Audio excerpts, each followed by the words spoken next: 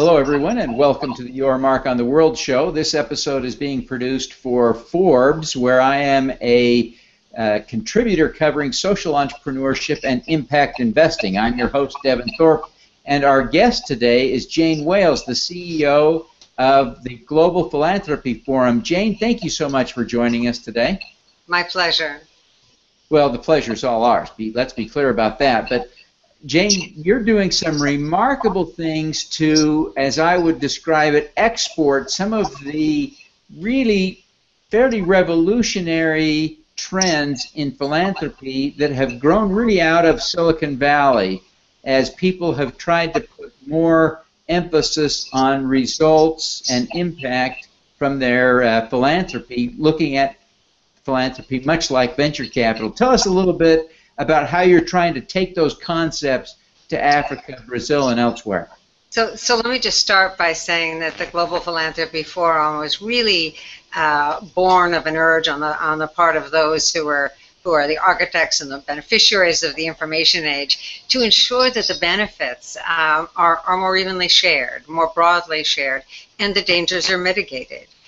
So these are Silicon Valley, originally were Silicon Valley entrepreneurs who then wanted to apply both their ability to make grants but also their ability to make investments to the goal of more inclusive development. And so just as that reality has occurred in Silicon Valley and in fact exists across our country, we have a similar phenomenon in fast-growing economies. Like Nigeria, like India, like Brazil, like South Africa, where economic growth has been incredibly robust, but it hasn't been inclusive, it hasn't been broad-based. And so we've been working with individuals of means, mostly the newly wealthy in Africa and elsewhere, to help them think through how they can use their newfound wealth to build the middle class and to create a more vibrant economy. And a more compassionate economy. One of the things that I find intriguing about your efforts is that you're focusing not on taking Silicon Valley dollars to Africa, but on finding the resources among the wealthy in Africa to reinvest in and support building a middle class in Africa. Have I got that right? Absolutely, you've got that right. I mean, we believe, and they believe, the African philanthropists who have joined the African Philanthropy Forum, that Africa actually could meet its own development needs. If you just have very strategic philanthropy, very smart investments, and if you exercise your policy voice, most of these individuals have got real policy access in their own countries. They're committed to the success of their countries, they're committed to the success of Africans and Africa. Well, it's so important what you're doing. How did you get involved in this personally? What was the connection that brought you into this effort? So this was all started as a hobby back in 2001. I was living in Silicon Valley. I was seeing tremendous wealth being created before my eyes, and yet that wealth wasn't being put to use. You've got young people at the height of their career, often at the beginning of their career, who've done very well financially. And entrepreneurs, by their very nature, like to affect change. It's just a question of what's the most impactful way to do that. They know they can create jobs, right? And that's a social good. And so the question is, does philanthropy work? And so what we did was work to show them the ways in which it does work, give them examples of best practices, of highly impactful strategies, and within a year and a half, 583 new family foundations were formed. So the timing was right, the impulse, the giving impulse was very much there. Folks just needed to know that there was going to be a strategy that would work. Wow, that's amazing. And I would say that emerging philanthropists in Brazil, in India, throughout Africa, are very much at that same mindset. They're results-oriented, and they take advantage of the lessons they learned in the private sector. How are you seeing that develop in Africa now? You're past the discussion phase. You're into implementation. Are you getting good traction? Yes, absolutely. I think a few things we've noticed. Number one, folks that have been generous all their lives, have been giving charitable all their lives and committed to local community, are now thinking in terms of a broader strategy, a way to go about taking a system that isn't working and replace it with a better system. And so you'll see folks, for example, put their own companies to the service of a social good. There's a bank in Kenya, Equity Bank, that has as its business plan to provide loans and other financial services to the poor at low rates with vastly kind of spread out payment plans, etc. So you'll see that kind of thing, but you'll also see grant making that is aimed at strategic problems such as not just endemic poverty, which is an obvious area of deep concern, but for example, the rise of terrorism in northern Nigeria. What does one do about Boko Haram? How does one protect the young people and the women who tend to be the first victims? And so you've got a fascinating Nigerian philanthropist named Aliko Dangote, who's making small grants to help young people and women start small enterprises, gain their own strength and their own capacity to ensure their own future. Well, it's just amazing. What differences are you seeing between Brazil and Africa, or are you seeing differences? I think what's interesting is that I expected radical differences, and I was wrong. Now, of course, there are cultural differences, but what's interesting is I think there's a growing feeling, and it's a feeling I share, that the next philanthropic innovation is going to come from the Global South. It's not going to come from us. And so they want to transfer knowledge among them. I mean, go back to the 1970s, Devin, when in Bangladesh an economist came up with the idea of microfinance. Muhammad Yunus. Within months, not just years, that idea spread through the Global South, and ultimately we started emulating it and trying it out in our own country. I think that this is that kind of era once again. Yeah. Well, and that has had a transformational impact on not only Bangladesh, but on the whole world. Yeah, and I would say that impact investing has that same, that did not necessarily originate in the South, but it has gained that same kind of traction in the South, and what many refer to as inclusive businesses that seek to have a social return. Again, very attractive in the Global South. Back to your question about what are the differences. What has been interesting to me is that an engineer who's a philanthropist in Silicon Valley will have more in common with an engineer in Bangalore, in India, than he or she might have with someone who made their wealth and has it in a different way, has a different profession, a different way of looking at problems. Yeah, that's interesting. So where do you go from here? What's next? Well, I think solidifying the gains in Africa is all important. We've only started this a year and a half ago, and we're thrilled by the outcome, but the job's not over. What we really do is match donor to donor, introduce them to each other. We don't match donor to grantee.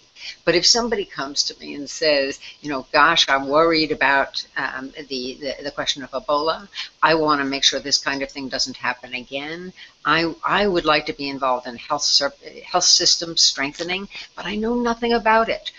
What do I do?